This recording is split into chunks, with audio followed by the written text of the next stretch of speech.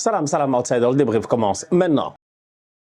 Le Barça l'emporte aujourd'hui 4-0 à domicile face à Getafe. Très belle performance de la part des Coolers. Franchement, entre vous et moi, peut-être qu'il y a quelques semaines, cette équipe, elle avait été enterrée parce que les performances n'étaient pas bonnes. Nous tous, on se rappelle d'un début 2024 un tout petit peu compliqué pour Xavi. La preuve, Xavi, finalement, il a décidé de quitter cette équipe-là à la fin de la saison. Donc l'équipe, elle est quand même dans une zone trouble. Cependant, quand tu regardes aujourd'hui, après la victoire 4-0, qui est une belle victoire face à Getafe, le Barça revient deuxième provisoire à 5 points du Real Madrid. Même si le Real a un match en moins.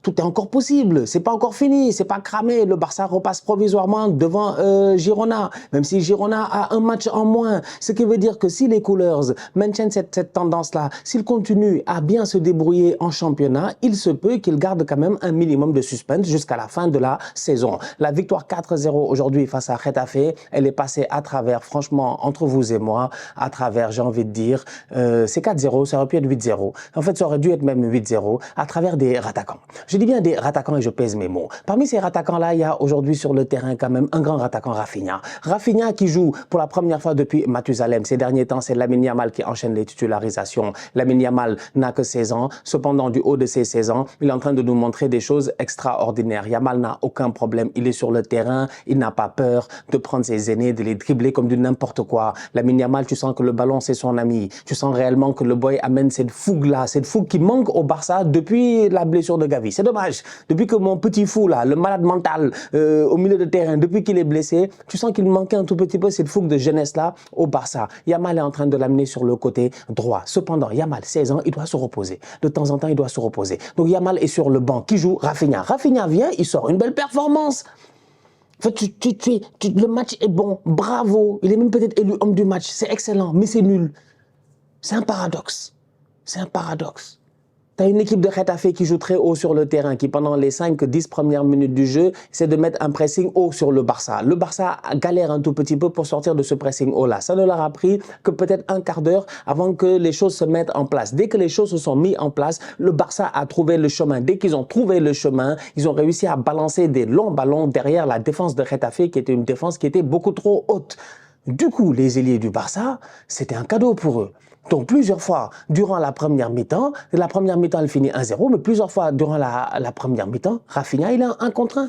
Il en marque un seul, c'est pas normal, il doit se gérer franchement. Donc très bon match de la part de Rafinha, cependant en termes de finition, aujourd'hui il aurait pu mieux faire. João Félix, la même chose, il se crée des occasions, plusieurs fois lui aussi, il doit mieux faire en termes de finition. Robert Lewandowski en a eu quelques-unes aussi, donc bref, tu as un Barça qui marque des buts, qui se gère bien, mais qui devant quand même, ça se voit de temps en temps qu'il leur manque un peu cette confiance-là. Ça se voit de temps en temps qu'ils sont...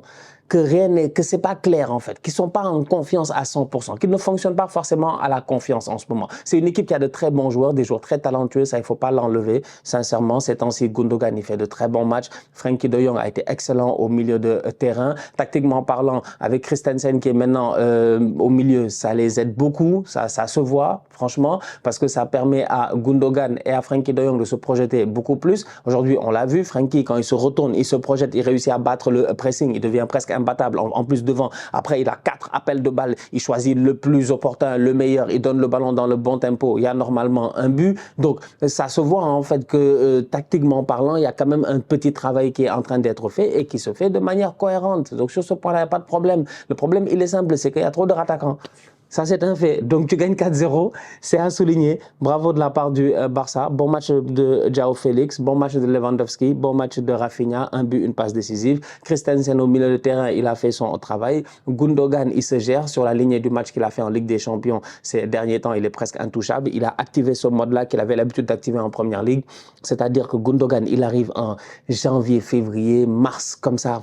Il enchaîne 10 matchs, 10 buts avec Manchester City. C'est ce mode-là que je pense qu'il a activé.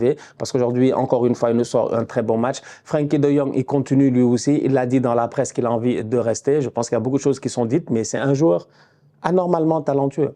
Moi, Frenkie, je pense que nous tous, on prendrait un Frenkie à tout moment dans notre équipe. En fait, moi, j'aimerais avoir Frenkie de Jong dans mon équipe, tu vois. Je dirais pas non, parce que c'est un boy qui est très versatile, qui peut jouer sur pas mal de postes sur le terrain, très intelligent aussi dans ses mouvements, sa manière de se retourner. Aujourd'hui, plusieurs fois, tu le vois. C'est le genre de boy, en fait, c'est dur de les presser. Et c'est pertinent d'avoir ce genre de boy-là quand tu as envie de repartir de derrière, comme le Barça le faisait aujourd'hui sur plusieurs occasions. Si tu n'as pas envie de balancer des longs ballons, de partir de derrière, il faut des boys qui soient capables d'être assez lucides, rapides, vifs et intelligents pour battre des pressings. Frenkie, c'en est un. Top performance de sa part aujourd'hui. J'ai envie de parler du petit en défense, le petit Koubarsi.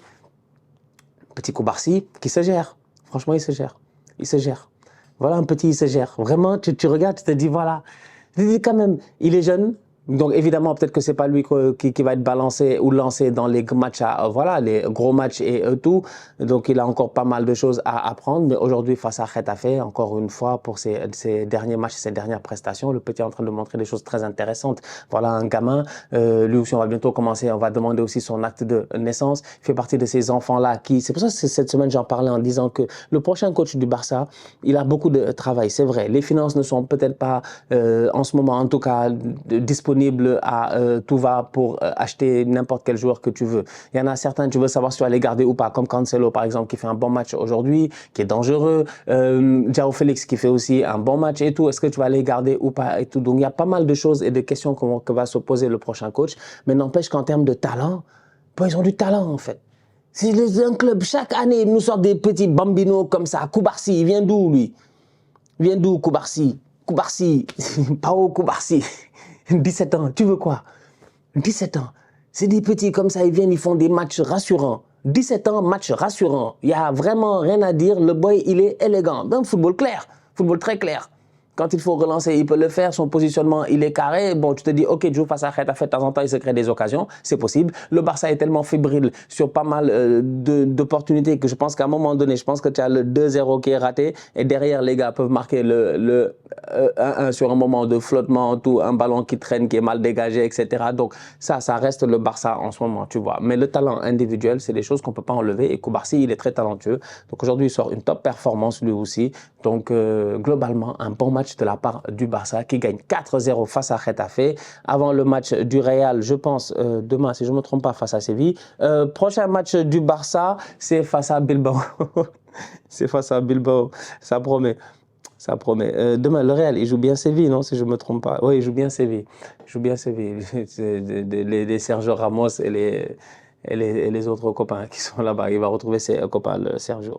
Le Barça, prochain match face à Bilbao. On le répète encore une fois, rien n'est encore terminé. Avec les blessures au Real, on va voir demain.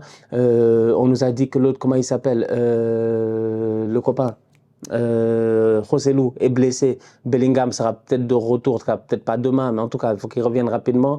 Donc, au Real, il y a beaucoup de blessés en ce moment. Donc, on va voir s'ils vont tenir. On va voir s'ils vont tenir. La saison est encore longue. Il reste encore, on est à la 26e journée, 26 matchs joués, 25 donc pour les autres. Il reste encore pas mal de matchs à jouer, plus de 13 matchs si je ne me trompe pas. Donc, tout est encore possible. La famille, on se capte très bientôt pour une nouvelle vidéo. D'ici là, on continue à liker, on continue à partager, on s'abonne, on s'abonne, on s'abonne. On est ensemble, on reste en santé. C'est le plus important. Tous outsiders.